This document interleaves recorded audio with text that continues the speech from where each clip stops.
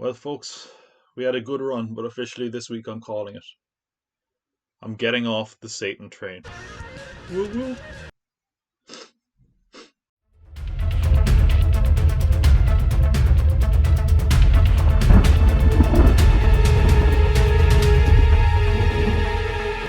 Welcome to The Watcher. I'm your cult leader, Tom Bott, and I just watched episode 8 of WandaVision, which was an interesting episode. It kind of feels like there wasn't a lot of kind of build up or momentum to the finale necessarily.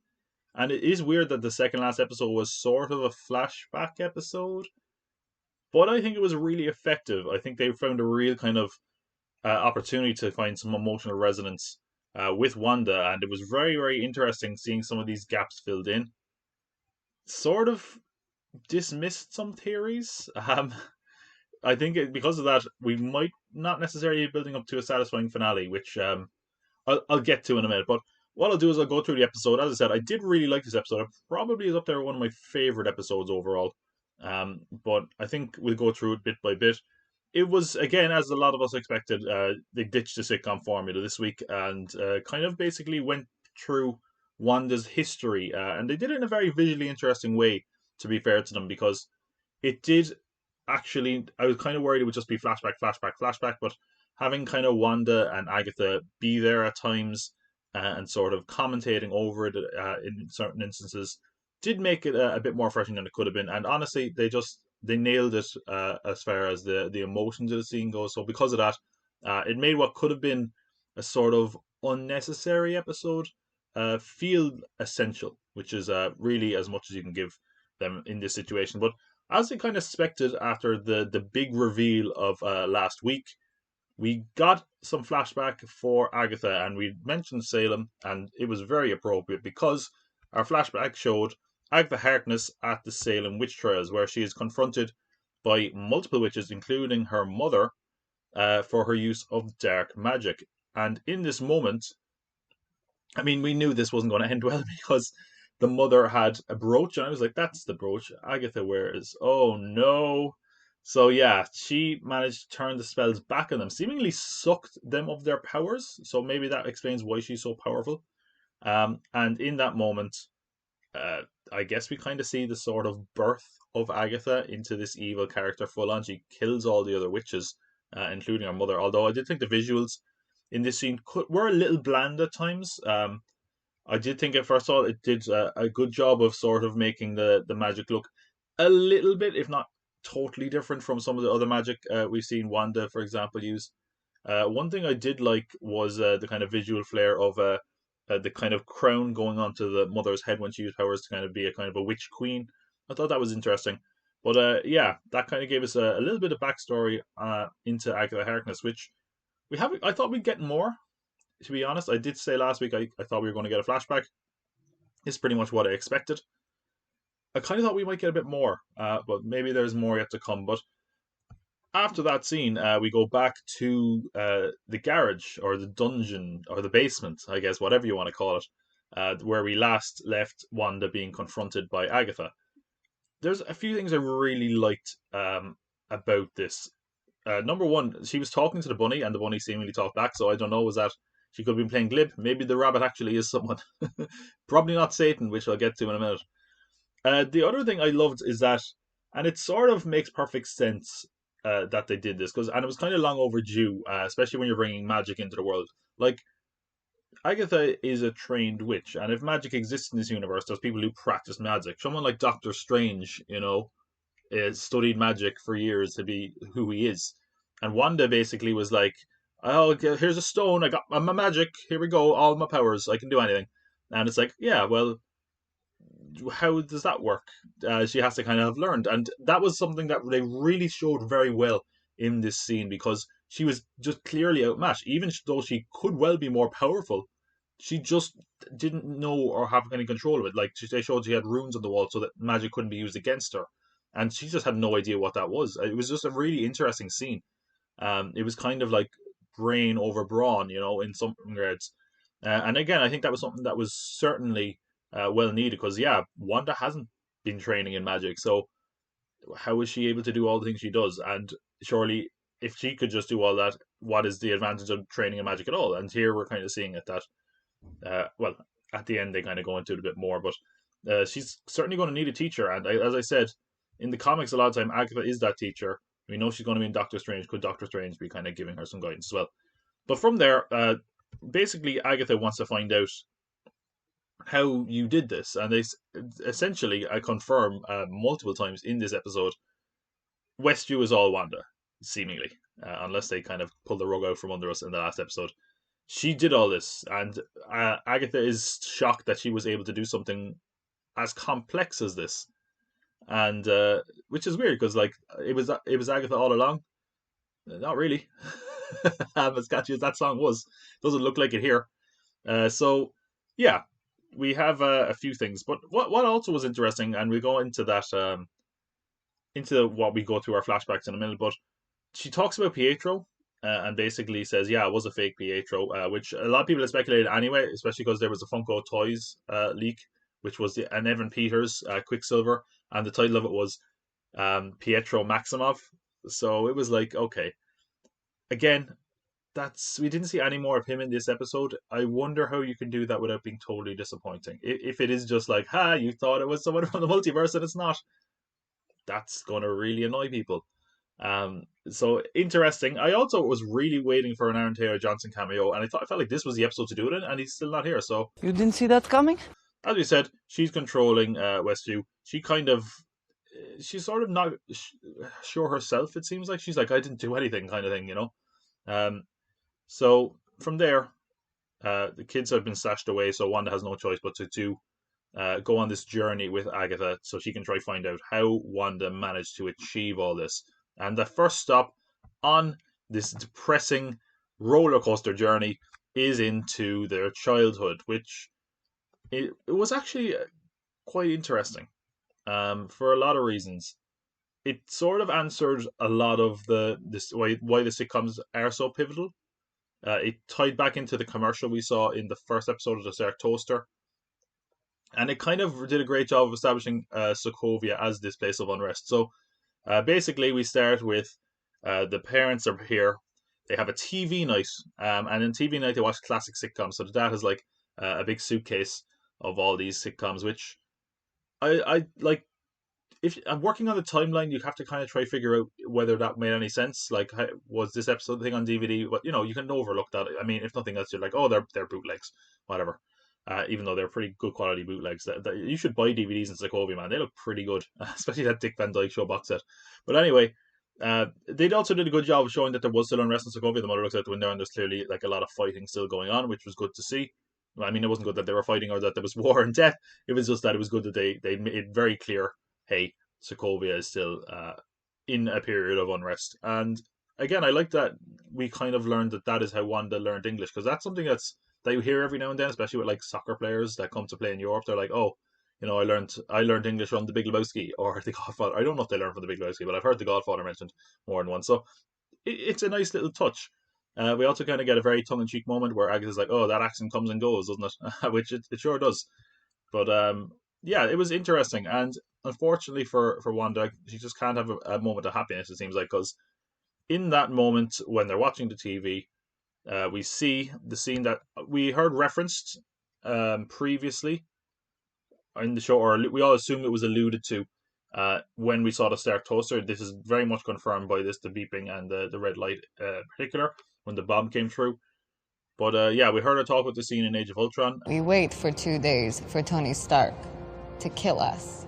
It was a scene that in a lot of ways we didn't necessarily need to see, but I thought they did a great job of doing that, of showing the bond between um, Wanda and Pietro, and really it just nailed the kind of terror of that situation. It was very effectively done, but more importantly, it made Agnes say something very interesting. They said that basically you used a probability hex, you used your magic to survive here, which again breaks everything we know so far about Wanda and her powers, because we were always led to believe, and again, I've gone into the legal reasons of why this might have been, and I'll come back to it in a sec, that Wanda only got her powers from the scepter, from the Mind Stone that was in Loki's scepter, which we'll get to in a sec. And here, basically, it's like, no, you've been a witch all along, and it seems like sort of that the Mind Stone essentially activated those powers within her, and that's been a fan theory for a long, long, long, long time. Now, the reason, as I said before, why they couldn't do that is because they couldn't, like, Wanda and Pietro are mutants in the comics, of course, and they can't do that because at the time Fox owned mutants and Disney didn't. Now Disney owned Fox, so it's all kind of, it doesn't really matter. So it seems like they're going to kind of retcon it a bit more to make her be a mutant. I kind of speculated in one of the previous episodes that we saw the same way that Monica's DNA has been mutated, that could be going on here. Yeah, could be leading down that way. Certainly, it seems like there's some people, again, we don't know how many, have some sort of DNA present in them that, when activated in certain circumstances, can give them powers. I don't know what that means for Quicksilver. um, like, maybe his DNA was mutated as well. But yeah, certainly, Wanda seemingly used her magic to save her brother and herself in this moment, which was interesting. I wonder how much they're going to explore that in this. Again, we only have one episode left. It's strange, like, it's leading to a finale that can be very close ended in some ways, but there's so much left to explore. So I'm hoping next week's episode is going to be massive in length. This was the longest episode so far, so hopefully the last episode will also be quite long. So I also, this kind of, again, I know we talked about how that led to the Stark toaster ad. It also did remind me of, like, the ad we got for the yogurt, which was Yo Magic, use Yo Magic to survive. I mean, she used her magic to survive here. So maybe, again, I'm grasping at straws there. Um, but it was very interesting. And that Yo Magic thing could also be applied to our next scene, because the next stop on this tour of terror. Ooh, that's nice. I like that, tour of terror. That means like a ride at Disneyland. Um, not like a happy ride though. So we're in the sword facility now, and we've seen a little bit of this facility in Winter Soldier at the very end, and we have Loki's scepter behind us, and that was something that I always felt like was going to happen. And again, we assumed that the twins got their powers from that scepter, and we see her interacting with it here, and they say very specifically, no one has come into direct contact with it and survived. So again, maybe that was the Yo Magic thing again. But it happens very, very interestingly, because Wanda enters the room, and basically in that moment, uh, the gem, I guess, I don't know what you want to call it, the kind of blue container that houses the Mind Stone, sort of zooms around the room and comes in front of Wanda. And we'd seen this in trailers. It shatters into loads of pieces, presenting the yellow Mind Stone on the inside, which at the time we didn't know until, Age of Ultron, but Wanda, I guess, knew before that. And was there was some really good shots here. One of them was when we see that moment where the stone is presented to her. She has a vision, no pun intended. And as for what that vision is, it seems to be a vision of the future. Because it was, at first I wasn't entirely sure what it is, but on close inspection it's pretty clear. Because it kind of looked like devil horns. I know I'm Holland and say I'm so wrong about saying it, I'd say, but anyway, it is the classic Scarlet Witch. The kind of curly hair, somewhat, the headdress, which we'd seen teased in the Halloween episode. Now, I don't know how spoilerific I should get here. Some of the posters had shown a kind of hints of a Wanda costume, a Scarlet Witch costume. More and more, this WandaVision thing is like, it's sort of an origin story to the classic Scarlet Witch. She even gets that name in this episode. But yeah, this is seemingly going to be her costume. Will she get it next week? Possibly. It might feel a bit rushed. That was actually one thing that bugged me about the Marvel Netflix shows. It kind of felt like, oh, like all this slow build up, and then by the end it was like, give him a costume, fight the bad guy already. So I don't know. Is that what we're going to get here? Possibly. It might be a little bit disappointing if that is the case. But all the same, that outfit looks gorgeous, and it's nice to see her kind of get to that. So yeah, she basically sees the future in the Mind Stone. And we then get something that's a bit more recent, and again, it's sort of rewriting history a little bit, but again, it's recent history. Well, actually, I don't want to skip out the scene as much as there wasn't, I think, a massive kind of revelation in the scene. I do think it was important to show the kind of emotions that Wanda's going through.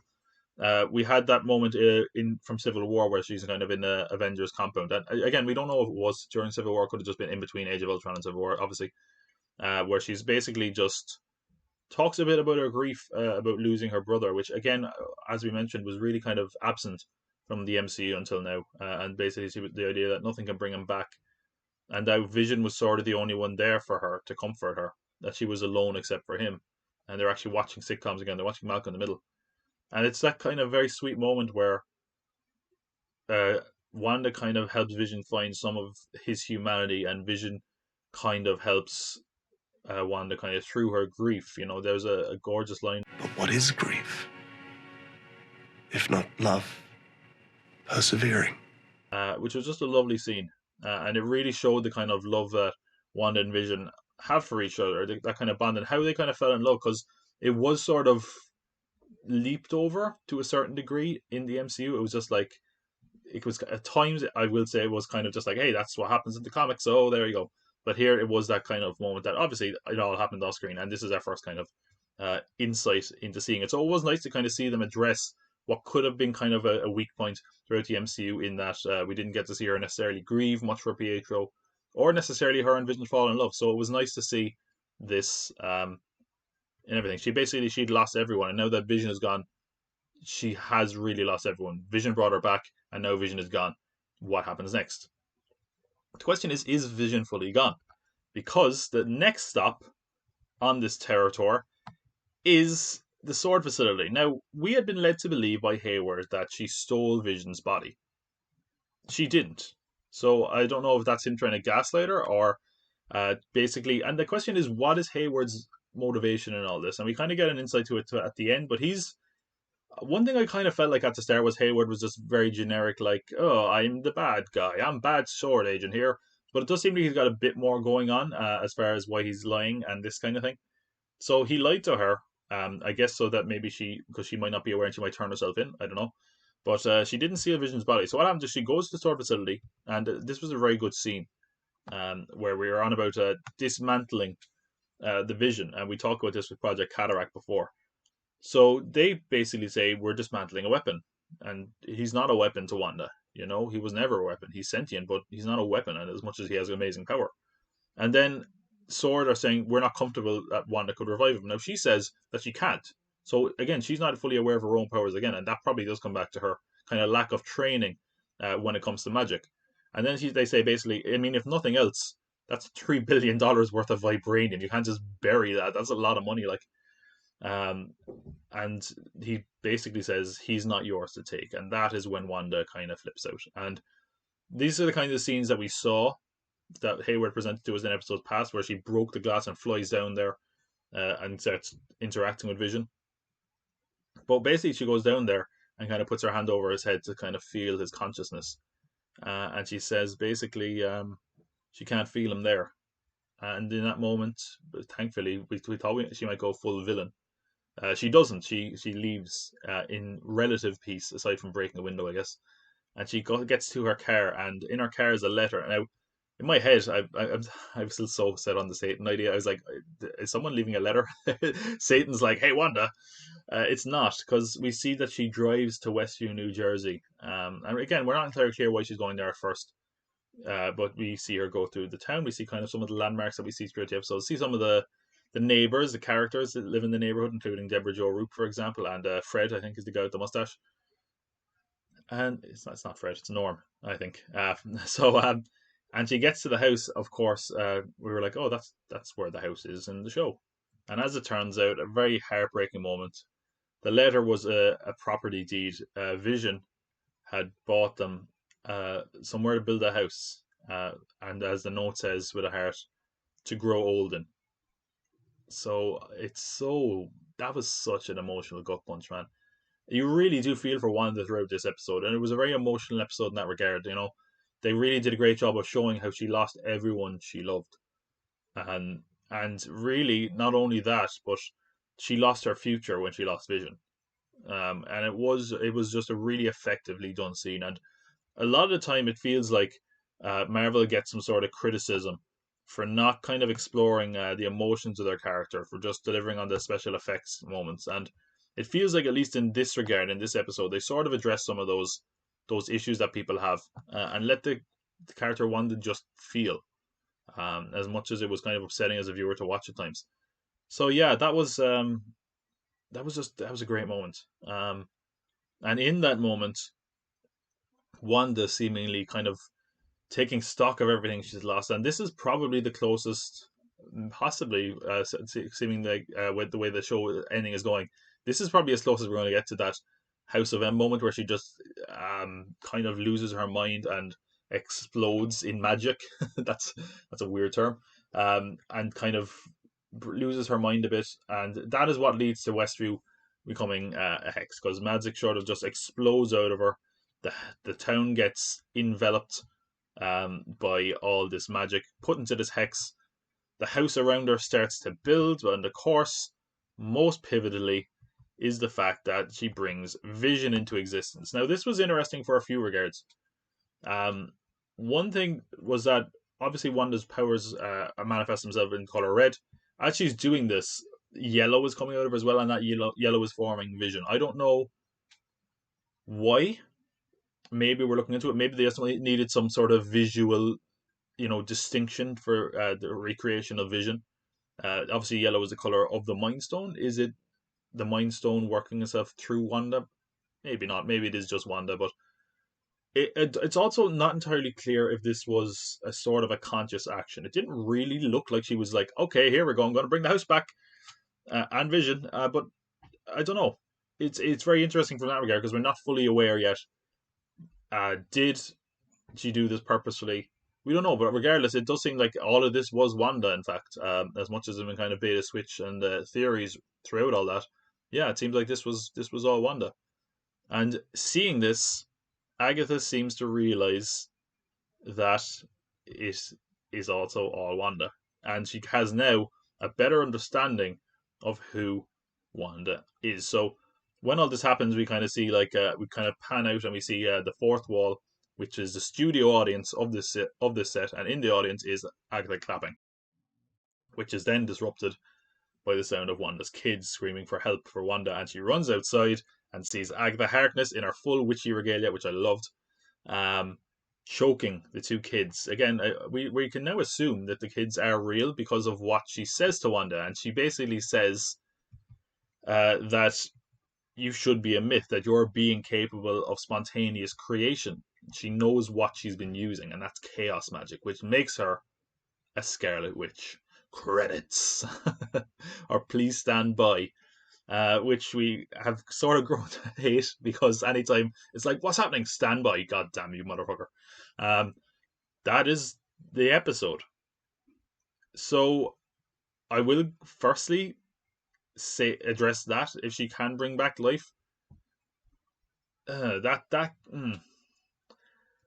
See, normally you're kind of like, and it's a problem that Marvel have had in general, is that people don't stay dead. And I know before someone says that's what the comics are like, no one stays dead in the comics. I know, but when their movies are kind of like, comics were a weekly thing and it could go on for years, but when it's just like movie, oh, next, like if you're watching these in order, it's like, oh, one movie he's dead, next movie, oh, he's back to life. You kind of need some degree of finality at some point, and the fact that Wanda can bring people back to life, I assume there's going to have to be some caveat. Otherwise, she's just like, hey, hey, hey, Black Widow, hey, Iron Man, what's going on, guys? Like, she can bring back everyone. So I assume there's going to be some kind of limitation on that. We don't know much else about the finale. I'm going to get into my thoughts building up to the finale because, of course, we do seemingly only have one episode left. But I will talk about the mid-credit scene, which is very interesting. So we talked about how they were trying this project Cataracting to seemingly bring back Vision, restore Vision. We got a bit more insight into that this week. But at the end of the episode, we see that the project has essentially been successful and that they needed the thing that they couldn't get to work.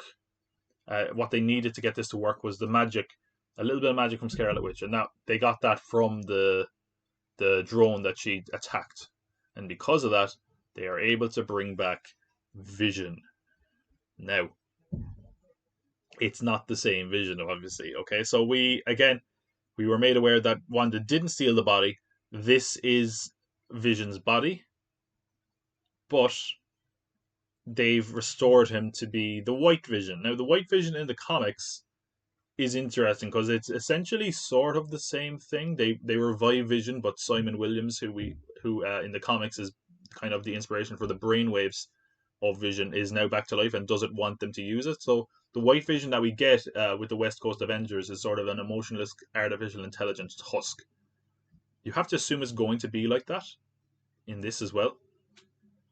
I get into my theories on the finale in a sec because I think that this could lead to something. But yeah, if nothing else, Sword now have a vision. We assume he's up to the exact same stuff as the other one, but he's all white, which is something that we've kind of been expecting for a long, long time now. Because a lot of people have been theorizing about white vision for quite a bit. But as we said, this is not the vision we are presumably, and they could deviate from this. Presumably, the white vision, like the comics, is more of an artificial intelligence. He's more of a weapon than a sentient weapon, which is kind of interesting. And I say that wording very particularly, okay, because we're now coming into the finale, okay? Next week is the finale. We can kind of assume at this point that they're not going to drop a last minute big long episode. It would be a bit odd if they were.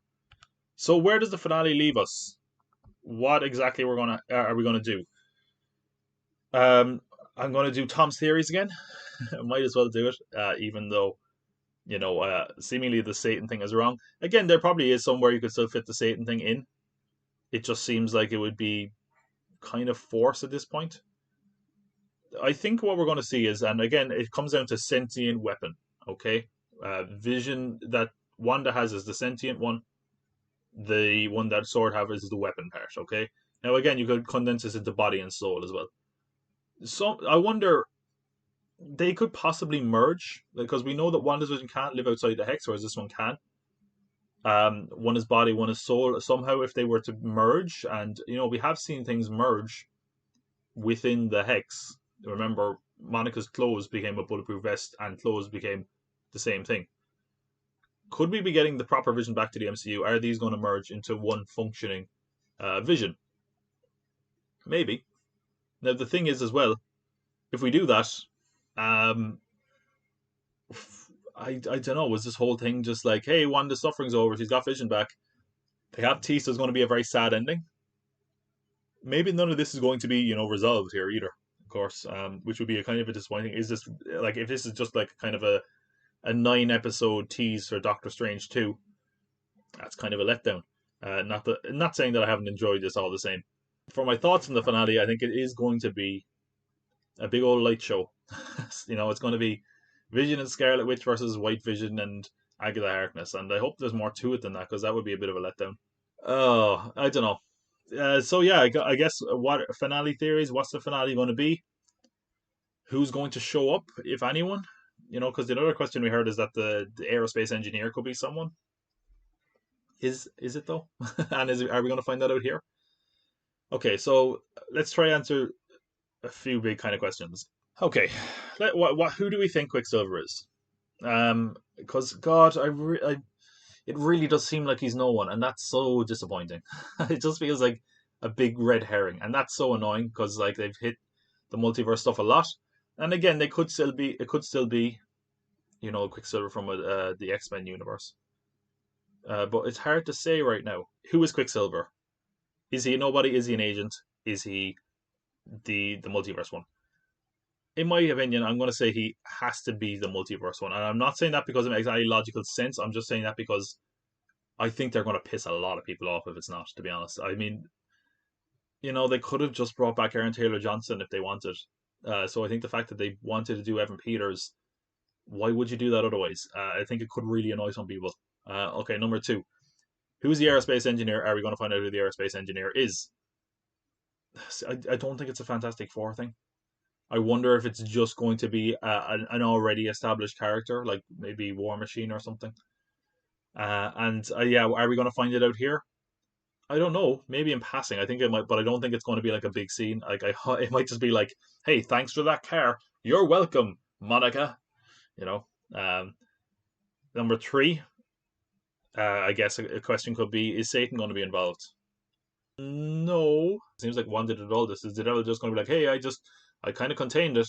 You're welcome. Thanks, Satan." So, I don't know. I'm still pulling for you, Satan, You'll get your big role someday, my man. Don't worry. Even if you don't get it here. We're all rooting for you. Don't take that out of context, though.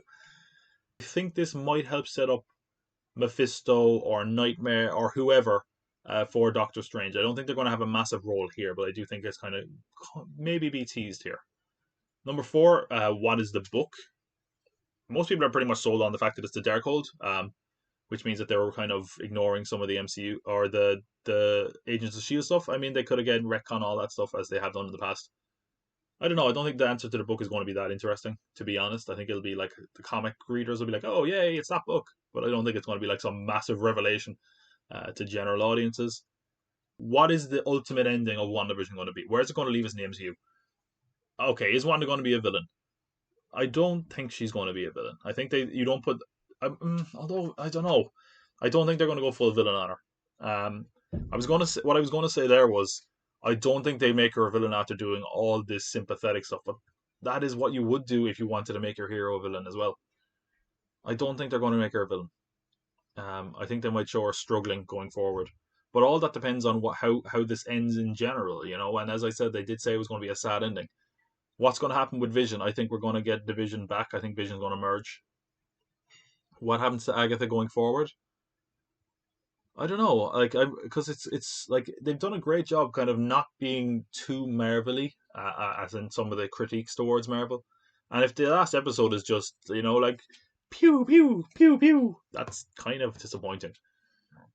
And I think what do you even do with Agatha? Like she's been so outwardly villainous in this that I don't know how you would keep her in the MCU and have her train Wanda. And I think you already have Doctor Strange for that role if you want. So I don't know.